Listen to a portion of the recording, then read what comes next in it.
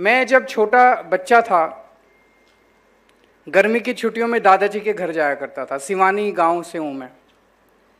हमारी वहां पे बस स्टैंड पे किराने की दुकान थी, तो दोपहर में मैं भी किराने की दुकान पे बैठता था। तो एक छोटे से व्यापारी थे मेरे चाचा जी। तो तब से मुझे याद है, एक छोटे से व्यापारी की इस पूरे सिस्टम में कोई नहीं सुनता।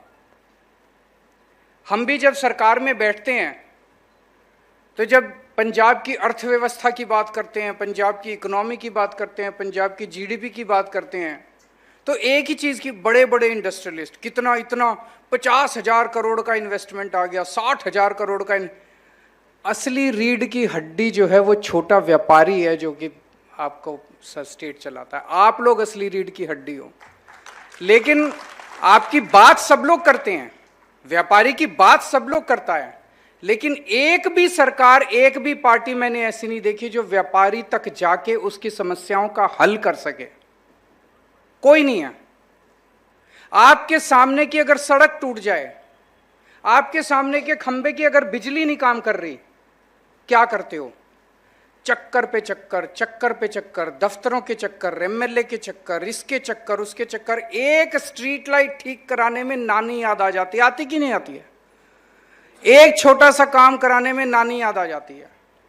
इसीलिए आपकी आवाज, एक छोटे व्यापारी की आवाज सीधे सीएम तक पहुंच सके, यह व्यवस्था करने के लिए हमने पंजाब स्टेट ट्रेडर्स कमीशन का गठन किया। तो ये स्टेट के लेवल पे एक कमीशन है, जिले के लेवल पे कमीशन है, हल्के के लेवल पे कमीशन है।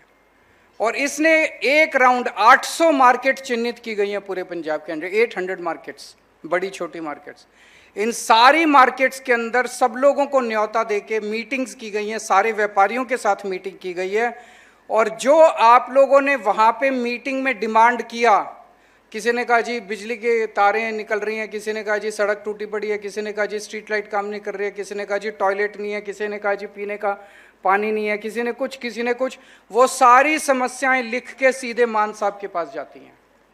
और मान साहब के दफ्तर के अंदर एक टीम है जो इंश्योर करती है कि आपकी एक छोटी से छोटी समस्या का भी समाधान होना चाहिए।